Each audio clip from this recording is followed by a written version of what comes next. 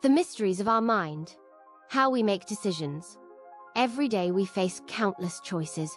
What to wear, what to eat for breakfast, which job to accept, or which city to move to. At first glance, these decisions may seem simple, on the contrary, complex. But behind each one are fascinating processes happening in our brain. Let's explore how our mind works when we make decisions. 1. Two modes of thinking. System 1 and System 2. Daniel Kahneman, a Nobel Prize-winning economist, described two thinking systems that govern our decision-making. System 1 is fast, intuitive, and automatic thinking. It operates effortlessly, allowing us to react instantly to familiar situations. For example, when you see a red traffic light and stop automatically. This system helps conserve cognitive resources and make decisions with minimal thought. System 2 is slow, deliberate, and logical thinking. It requires more energy and attention, activating when we need to solve complex problems or analyze information. For instance, choosing between two similar job offers or solving a math problem. Interestingly, most decisions are made using System 1, relying on intuition and past experience. System 2 engages only when deep thought is necessary, and often it prefers to be lazy if a quick decision can be made. 2. The influence of emotions on decision-making. Emotions play a key role in our choices. Research shows that emotional states can drastically alter how we assess risks and benefits. For example, when we're happy, we're inclined to make more optimistic and riskier decisions, while anxiety makes us more cautious. Fun fact: people experiencing mild euphoria often overestimate their abilities and make impulsive decisions, especially noticeable in financial matters. Conversely, negative emotions like fear or sadness may cause us to miss opportunities due to excessive caution. 3. Cognitive biases, mind traps. Our mind isn't always objective. Cognitive biases are systematic thinking errors that affect our decisions. Here are a few examples. Confirmation bias.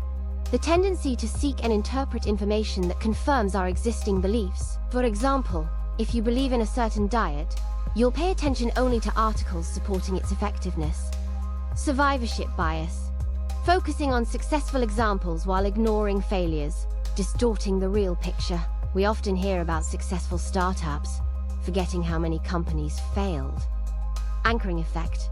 When the first number or piece of information we hear influences subsequent judgments. For example, if you're first told an item costs $1, an offer of $500 will seem like a bargain, even if its real value is $300. Halo effect. The tendency to judge a person or phenomenon based on one prominent trait. For instance, if someone is attractive, we might assume they are also smart and kind, though this isn't necessarily true. 4. The role of habits and automatism. Many of our decisions become habits. Habits are like an autopilot that allows the brain to conserve energy. For example, you don't consciously think about how to brush your teeth every morning. It's an automatic decision. Interestingly, forming a habit takes an average of 21 days, but achieving long-term automatism may require up to 66 days. Understanding this helps in creating good habits and changing harmful ones. 5. Social influence and peer pressure. Humans are social beings, and the opinions of others strongly influence our decisions. Solomon Ash's experiment showed that people tend to conform to a group even when its opinion is obviously wrong. This is due to the desire to avoid conflict and be accepted by society. The influence of social media has amplified this effect today. We often base our judgments on likes, comments, and public opinion, making us vulnerable to manipulation and groupthink.